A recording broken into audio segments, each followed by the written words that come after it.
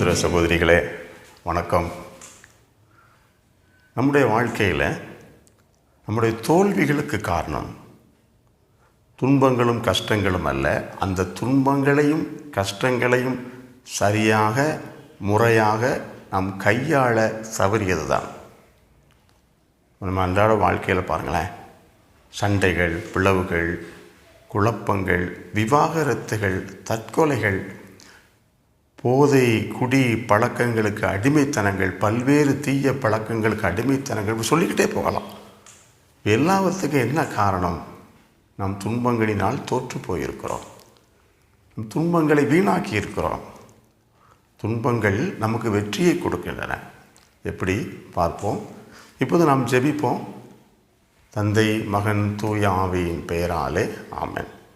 நம்ம ஆண்டவர் இயேசு கற்றுக் கொடுத்த ஜெபத்தை சொல்வோம்.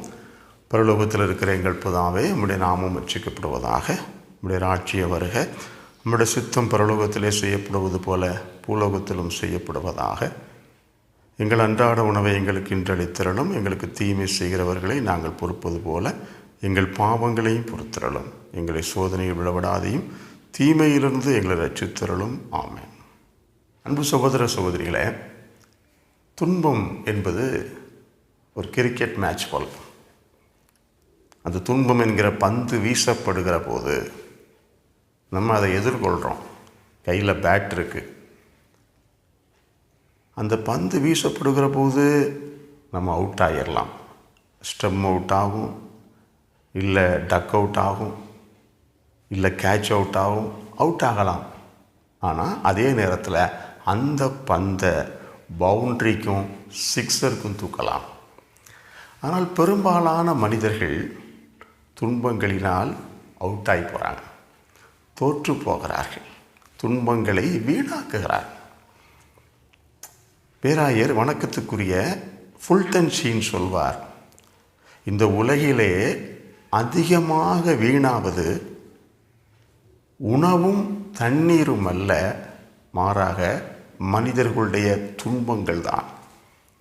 ஏன்னா துன்பங்களுக்கு அவ்வளவு மதிப்பு இருக்கிறது, அளவிட முடியாத மதிப்பு, இன்எஸ்டிமபிள். இதுவரைக்கும் யாரும் துன்பத்தினுடைய ஆற்றலையும் அதனுடைய அருளையும் வல்லமை இதுவரை கண்டுபிடிக்கல, அவ்வளவு அதிகமாக இருக்கிறார். ஆண்டவர் இயேசு புனித பவுஸ்தீனாவுக்கு சொன்னார் பாருங்க, ஒரு மிஷினரி, ஒரு இறை ஊழியர் தன்னுடைய போதனையாலும் கற்பித்தலாலும் மீட்கின்ற ஆன்மாக்களை விட நீ உன் துன்பத்தாலும் அதோடு கூடிய ஜெபத்தாலும் அதிகமான ஆன்மாக்களை மீட்பாய். சாத்தான் ஒரு முறை புனித ஜான் மரிய வியானிட்ட சொன்னானா, உம்முடைய துன்பத்தாலும் ஜெபத்தாலும் 80,000 ஆன்மாக்கள் நரகத்துக்கு போகாதபடி காப்பாற்றப்பட்டன. பாருங்கள், சாத்தான் எண்ணி வச்சுருக்கான் பாருங்கள். இவர் மீது வீசப்பட்ட ஒவ்வொரு துன்பத்தையும் அவர் பவுண்ட்ரியாக சிக்ஸராக அடித்தார். இறந்து போன மனிதர்களுக்கு மட்டுமல்ல, உயிரோடு வாழுகிற மனிதர்களுக்கும் அந்த துன்பங்கள் ஆற்றலாக, அந்த துன்பங்கள் ஆசீர்வாதமாக, அருளாக மாறுகிறது. அதுதானே தூய பவுல் 2 கொரிந்தியர் 4:12 சொல்வார், சாவின் ஆற்றல் எங்களிலே, வாழ்வின் ஆற்றல் உங்களிலே. பாருங்கள், சாவின் ஆற்றலாக ஒரு பந்து வீசப்படுகிறது, அதை வாழ்வின் ஆற்றலாக மாற்ற முடியும். அப்படி தான் புனிதர்கள் மாற்றியிருக்கிறார்கள். நீங்கள் இன்னும் சொல்லப்போனால், வான தூதர்கள் மனிதர்களை பார்த்து பொறாமப்படக்கூடிய காரியங்கள் உண்டு. புனித பவுஸ்தீனா அவங்க டைரி 1804 அதை சொல்கிறாங்க, வான தூதர்கள் மனிதர்களை பார்த்து பொறாமைப்படுவதென்றால் 2 காரியங்களுக்கு பொறாமைப்படுகிறார்களாம் நம்ம பார்த்து. ஒன்று, மனிதர்களால் நற்கருணை உட்கொள்ள முடியும். 2வது, மனிதர்களால் பாடுகள் பட முடியும்.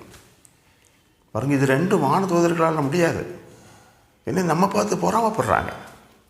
நாம் பாடுகளை படுவதற்கு நற்கருணை ஆண்டவர் ஆற்றலாகிறார். அந்த பாடுகளையே நற்கருணையில் திருப்பலியில் நாம் ஆண்டவருடைய பாடுகளோடு மரணத்தோடு ஒப்பு கொடுக்கிற போது அது வெற்றியாக ஆற்றலாக மாறுகிறது.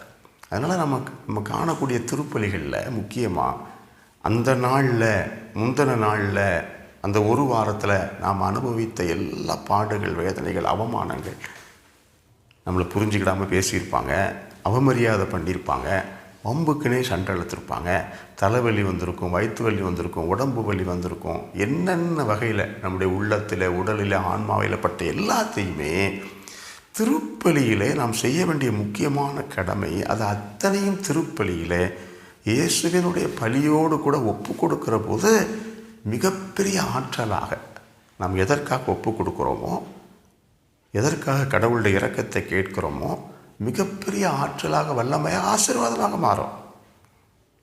இனி யாராவது ஒருத்தர் அசிங்கமாக பேசிட்டாங்கன்னா நான் திருப்பி அவங்கள பேசி சண்டை போட்டால் என்ன ஆகும்? நான் அவுட்டு, நான் டக் அவுட்டு.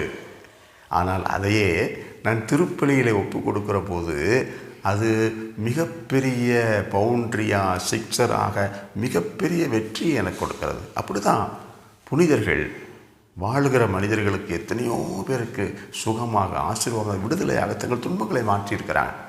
இறந்து போன ஆன்மாக்களுக்கு அவர்கள் விண்ணகத்தை பெற்றுக் கொடுத்திருக்கிறார்கள். இன்னொன்று, ஒரு கிறிஸ்துவ வாழ்வின் நோக்கம் என்ன? நாம் கிறிஸ்துவை போல மாற வேண்டும், நாம் கிறிஸ்துவை ஒத்திருக்க வேண்டும். அது எப்படி முடியும்? ஏன்னா இன்றைக்கு தவறான போதனைகள், புரட்டு போதனைகள் எல்லா இடத்துலையும் இருக்குது. முன்மாதிரி, தவறான முன்மாதிரி. இப்போ இயேசுவை போல் ஒருத்தர் இருக்கார், இயேசுவின் வல்லமையோட இருக்கார், என்ன செய்யணும்? அவர் பார்வை இல்லாதவருக்கு பார்வை கொடுக்கிறார், அவர் கேட்க முடியாதவர் கேட்க செய்கிறார், நோய்கள் சுகமாகிறது. அப்போ அற்புதம் செய்யக்கூடிய இயேசுவையும் அதே போல் அற்புதம் செய்கிறவர்களையும் இயேசுவை போல் இருப்பதாக பார்க்கும். இல்லை பிரசங்கம் வைக்கணுமா, செய்தி கொடுக்கணுமா, உடனே கோட்டு சூட்டு டை போட்டாக்க நின்று செய்தி கொடுக்கணும். இதெல்லாம் சாத்தானுடைய சூழ்ச்சிகள். புனித ஃபௌஸ்தீனா சொல்கிறாங்க, ஆண்டவர் ஒரு நாள் திடீரென என் முன்னால் வந்து நின்னார். அவருடைய ஆடைகளெல்லாம் களையப்பட்டு, உடலெல்லாம் இரத்த காயங்களால் மூடப்பட்டு, அவருடைய கண்களிலிருந்து கண்ணீரும் இரத்தமுமாக வடிந்து கொண்டு, அவலட்சணமான முகத்தோடு, காரி துப்பப்பட்ட முகத்தோடு வந்து நிற்கிறார். அப்போ ஆண்டவர் என்கிட்ட சொன்னார், நான் தான் மணமகன், என் மணமகளாகிய நீ அப்படின்னா நம்ம எல்லாருமே என்னை போல ஒத்திருக்க வேண்டும். பாருங்க, இயேசுவை போல் நம்மை மாற்றுவது எது மாற்றும் தெரியுமா? நம்முடைய பாடுகள் மாற்றும். இயேசு எந்த கோலத்தில் இருந்தாரோ, எப்படி பாடுகளை சுமந்தாரோ, அதே போல அவரை நாம் ஒத்திருக்க வேண்டும். அதுதான் பவுல் சொல்லுகிறார். பிலிப்பியருக்கு எழுதப்பட்ட திருமுகத்தில் 3ஆம் அதிகாரம் 10வது வசனத்தில் பவுல் சொல்கிறார், இயேசுவின் துன்பங்களில் நான் பங்கேற்று சாவில் அவரை ஒத்திருக்க விரும்புகிறேன். புனித ஃபௌஸ்தீனா இன்னும் சொல்லுவாங்க, நம்ம எப்போ இயேசுவை போல மாறுறோம் தெரியுமா? தாழ்ச்சியோடு மற்றவர்களை மன்னிக்கிற போதும், பாடுகளை நாம் ஏற்று சுமக்கிற போதும் நாம் இயேசுவை போல மாறுகிறோம். அதுதான் கத்தோலிக்க திருச்சபை காட்டக்கூடிய முன்மாதிரிகை. நாம் இயேசுவை போல இருக்கிறோம். எனவே நண்பு சகோதர சகோதரிகளே, கால் உடஞ்சிருக்கலாம், கட்டு போட்டு வீட்டில் படுத்திருக்கலாம், வயசான காலமாகி கண்ணு தெரியாமல், காது கேட்க முடியாமல், பல்வேறு உடல் நோய்களோட யாரும் உங்களை கண்டுக்கிடாமல் வீட்டிலே இருக்கலாம். இப்படி எல்லா துன்பங்களும் நம்ம படுகிற போது நாம் பாக்கியவான்கள். இது திரும்ப நமக்கு கிடைக்காது. இப்போ கால் உடஞ்சி கிடக்குன்னு வச்சுக்கோங்களேன், இன்னொரு முறை கால் உடையாது, உடையுமா நமக்கு தெரியாது. ஆனால் இந்த வாய்ப்பை நான் நழுவ விடக்கூடாது. இந்த வாய்ப்பை, என்னுடைய தனிமையை, நோயை, கஷ்டத்தை, வேதனையை, என்னுடைய காயத்தை நான் இயேசுவின் காயத்தோடு, பாடுகளோடு நான் ஒப்பு கொடுத்து அதை வாழ்வின் ஆற்றலாக மாற்ற வேண்டும். ஏன்னா இந்த சிலுவை துன்பம் என்பது அன்பின் அடையாளம். இயேசுவினுடைய வாழ்க்கையில் இந்த உலகத்தின் மீது எப்போ அதிகமான அன்பை நீங்கள் பார்க்க முடியும்? 5000 பேருக்கு உணவு கொடுத்து போதா? அவர் கடல் மேலே நடந்த போதா? நிச்சயமாக இல்லை. இயேசுவின் அன்பு என்று சொன்னால் கல்வாரி. அதனால தான் ஆண்டவர் இயேசு புனித பியோவுக்கு சொன்னார், கல்வாரியின் அடியிலே தான், சிலுவையின் அடியிலே தான் நீ அன்பை கற்றுக்கொள்ள முடியும். சொன்னார், என் மகனே, நான் உன்னை மீண்டும் மீண்டும் சிலுவையில் அறையாமல் இருந்திருந்தால் நீ என்னை கைவிட்டு விட்டு எத்தனையோ முறை பெயர்ப்பாய். இந்த சிலுவையின் அடியிலே தான் அன்பை கற்றுக்கொள்ள வேண்டும். இந்த சிலுவையை நான் ஒவ்வொருவருக்கும் கொடுப்பதில்லை. நான் எந்த ஆன்மாவை அதிகமாக அன்பு செய்கிறேனோ அந்த ஆன்மாவுக்கு மட்டும்தான் நான் கொடுக்கிறேன். அப்போ நான் வேதனை துன்பம் படுகிறேன் என்றால் நான் அன்பு செய்யப்பட்ட ஆன்மா. இயேசுவின் அன்பை நான் பெற்றிருக்கிறேன், நம்பிக்கையை பெற்றிருக்கிறேன். புனித அவிலா தெரசா வாழ்க்கையில் நடந்தது நமக்கு தெரியுங்களா? இந்த அம்மா குதிரையில் போய்கிட்டு இருக்காங்க, திடீர்னு பள்ளத்தில் விழுந்துட்டாங்க. ஆடையெல்லாம் சகதி, உடம்புல காயம், ரொம்ப கஷ்டம். உடனே எந்திரிச்சுன்னு ஆண்டவர்கிட்ட கேட்டாங்க, ஆண்டவரே, எனக்கு இப்படி நடக்க வேண்டும் என்று நீர் ஏன் விரும்புகிறீர்? இது ஏன் எனக்கு நடக்க நீங்கள் நினைக்கிறீங்க ஆண்டவர்? உடனே ஆண்டவர் சொன்னார், என்னுடைய நண்பர்களையெல்லாம் நான் இப்படித்தான் நடத்துகிறேன். உடனே அவிலா தெரசா சொன்னாங்க, அதனால உங்களுக்கு மிக மிக மிக குறைவான நண்பர்கள் உள்ளார்கள். நாம் சின்ன கஷ்டப்படுகிற போது அந்த கஷ்டத்தை ஆண்டவர் சிலுவையோடு, ஆண்டவருடைய காயங்களோடு நாம் ஒப்பு கொடுக்கிற போது ஆண்டவர் நம்மை நண்பர்களாக, நாம் ஆண்டவருடைய நண்பர்களாக மாறுகிறோம். அப்போது நமக்கு முக்கியமாக அன்பை கற்றுக்கொள்வதும் அன்பை வெளிப்படுத்துவதும் நம் துன்பங்களின் வழியாகத்தான். டைரி 57 புனித ஃபௌஸ்தீனா சொன்னாங்க, நான் அதிகமாக துன்புற்றால் கடவுள் மீது கொண்டிருக்கிற அன்பை நான் வெளிப்படுத்த எனக்கு நல்ல வாய்ப்பு. நான் குறைவாக துன்புற்றால் என் அன்பை வெளிப்படுத்த எனக்கு குறைவான வாய்ப்பு கிடைக்கும். நான் துன்பமே படவில்லை என்றால் என்னிடம் தூய்மையான சிறந்த அன்பு இல்லை என்று அர்த்தம். என் துன்பம், அந்த துன்பத்தை ஏற்றுக்கொள்வது, அந்த துன்பத்தை இயேசுவினுடைய துன்பத்தோடு ஒப்பு கொடுப்பது என்னுடைய அன்பை நான் கடவுளுக்கு வெளிப்படுத்த நல்ல வாய்ப்பாக இருக்கும். அப்போது ஒவ்வொரு நாளும் நம் துன்பத்தை வீணாக்கக்கூடாது. வணக்கத்துக்குரிய பேராயர் ஃபுல்டன்ஷன் சொன்னார் பார்த்தீங்களா, அதிகமாக வீணாவது மனிதர்களுடைய துன்பங்கள் தான். என்னை யாராவது அவமானப்படுத்தினாங்கன்னா இயேசுவை போல நான் அமைதியாக இருந்தேன். இயேசு ஒன்றும் வாய் திறக்கலை, நியாயம் நீதிக்கென்று போராடலவர். அமைதியாக எல்லாவற்றையும் வானக தந்தையினுடைய மகிமைக்கு ஒப்பு கொடுத்தார். இதனால் நாமும் அப்படி செய்வோம். குடும்பத்தில் சண்டை, பிரச்சனை, விவாகரத்து ஒன்றும் வராது.